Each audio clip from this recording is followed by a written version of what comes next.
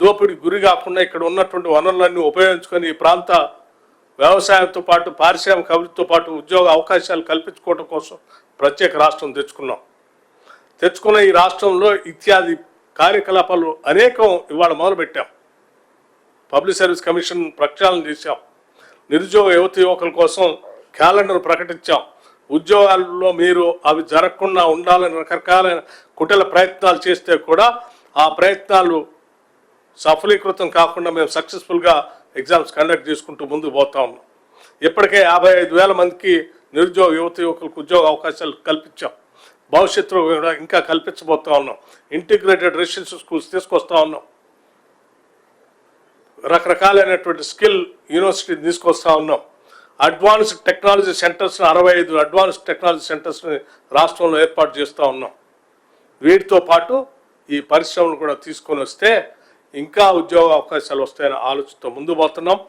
తప్పనిసరిగా ఆ పరిసర ప్రాంతంలో మంచి అభివృద్ధి కార్యక్రమాలతో పాటు పరిశ్రమలతో పాటు అక్కడ ఉన్నటువంటి రైతులకు కానీ భూములు కోల్పోయినటువంటి వాళ్ళకి కానీ మంచి R&R ప్యాకేజ్ ఉంటుందని, దానికోసం మీరు ఏ స్థాయిలో ఎవరితో మాట్లాడటానికైనా సిద్ధంగా ఉన్నామని, ఇటువంటి దాడులు చేసేటువంటి వాళ్ళపైన మాత్రం కఠిన చర్యలు తీసుకుంటామని చాలా స్పష్టంగా చెప్పదలుచుకున్నాం.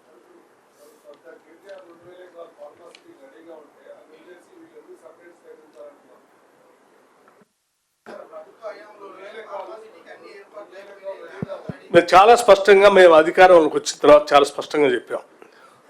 డెవలప్మెంట్ అనేది ఒక్క దగ్గరే స్టాగ్నెట్ అయి ఉండకూడదు, కాన్సన్ట్రేట్ అయి ఉండకూడదు. ఇట్ హ్యాస్ టు మొత్తం రాష్ట్ర వ్యాప్తంగా అన్ని ప్రాంతాలకు విస్తరించాలనేది. అందులో భాగంగా మీ గతంలో కూడా చెప్పాం. అసలు రీజనల్ రింగ్ రోడ్ వచ్చినప్పుడు ఆ రీజనల్ రింగ్ రోడ్కి అవుటర్ రింగ్ రోడ్కి మధ్యలో క్లస్టర్స్ ఎట్లా ఏర్పాటు చేయబోతున్నాం. బాగా వెనకబడి ఉన్నటువంటి ప్రాంతం కొడంగల్ కాబట్టి ఆ ప్రాంతంలో కూడా పరిశ్రమలు రావాలనే ఆలోచనతో చేసేది ఇది. నాట్ ఓన్లీ ఫార్మా ఇండస్ట్రీలలో, ఆ ఇండస్ట్రీస్లో ఇంకా ఇండస్ట్రీస్ కూడా వేరు వేరు రంగాలకు సంబంధించిన ఇండస్ట్రీస్ కూడా వస్తున్నాయి. అక్కడ ఉండొచ్చు. అది కాల్ డేటా బయటకు వస్తే అందులో కేటీఆర్ ఉన్నారా లేకపోతే ఇంకో ఆయన ఉన్నారా, ఎవరెవరు ఉన్నారు. ఇప్పుడు ఒక ఆయన కాల్ డేటా తీస్తే ఆడ పోటీ చేసిన టీఆర్ఎస్ అభ్యర్థి నాయకుడు పేరు వచ్చింది. వారు కాల్ డేటా తీస్తే వారు ఎవరితో మాట్లాడారో తెలుస్తుంది. తీస్తారు అమ్మా. ఏమండి నేనేం చెప్పా, మీకు చాలా స్పష్టంగా చెప్పా. ఆ సురేష్ అనే క్యారెక్టర్ ఏంటి, ఆయన ఎవరితో మాట్లాడి ఏం చేశాడు, ఎవరిని ఏ రకంగా రెచ్చగొట్టారు, ఎందుకు రెచ్చగొట్టారు, ఏ రకంగా దాడి చేయమని చెప్పి ఒక ప్రణాళికాబద్ధంగా చేశారని. ఆ నాయకత్వం కదా టీఆర్ఎస్ నాయకత్వం చేసిందని కదా, టీఆర్ఎస్ వాళ్ళు చేశారని కదా.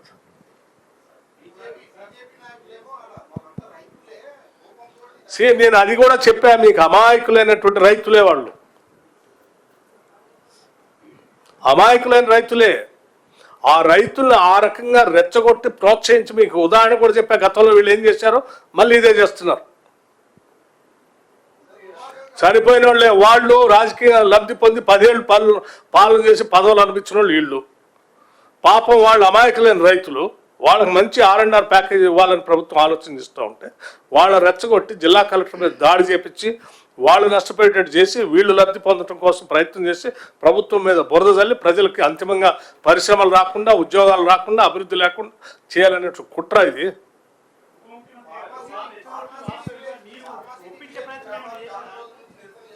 అమ్మా